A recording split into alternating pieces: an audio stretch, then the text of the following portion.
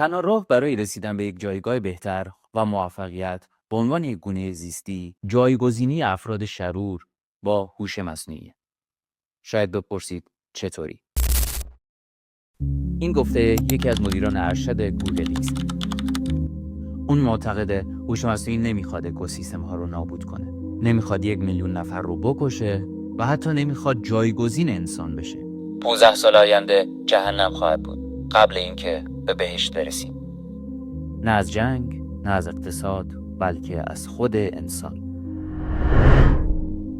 و از هوشی که ما ساختیم. ما داریم وارد یک دوره دیستوپیا میشیم. دنیایی پر از کنترل، ترس، نظارت. اما عجیب اینجاست. مشکل خود AI نیست. مشکل دقیقاً آدم‌هایی هستن که AI رو هدایت میکنن. آینده‌ای که ما میبینیم اصلا قرار نیست شبیه فیلم‌ها باشه. هیچ کدوم از ربات‌ها به انسان‌ها حمله نمی‌کنن و مشکل اصلی دقیقاً خود انسان‌ها هستن. و فقط AI قدرت انسان‌ها رو بزرگ و بزرگتر میکنه. و وقتی قدرت دست آدم اشتباهی بیفته، مسلماً جهنم ساخته میشه. موگودات میگه روند سقوط از 2027 شروع میشه. بذار اینطوری بگیم، نشونه‌هاش رو همین الان داریم میبینیم. جنگ‌ها، رقابت‌های تکنولوژی و بحران‌های اقتصادی. اما پشت همه اینها سیستم‌های مالی جهانیه. جایی که دست رأس هرم قدرته.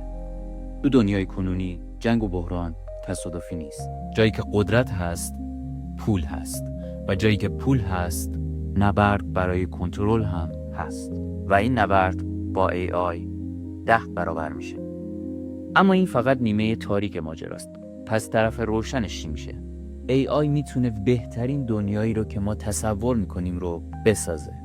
آزادی، وقت بیشتر و سلامت رایگان و دنیایی که رنج کمتری رو به انسانها و محیط زیست تحمیل میکنه.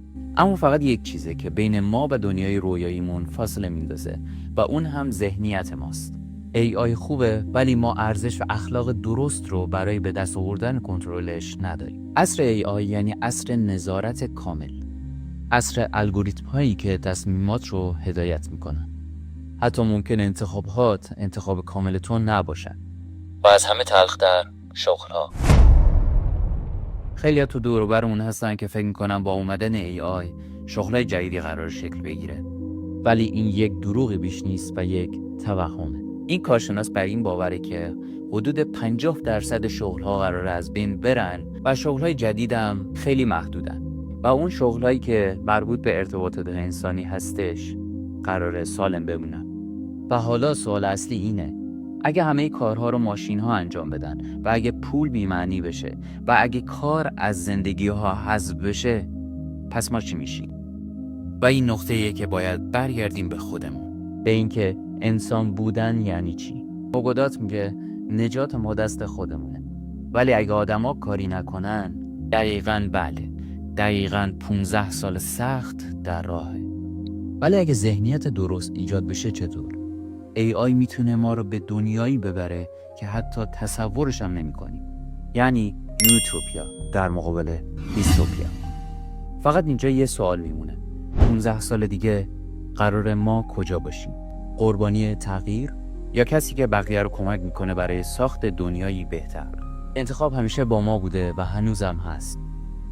تا ویدئوی بعدی، خدا نگهدار.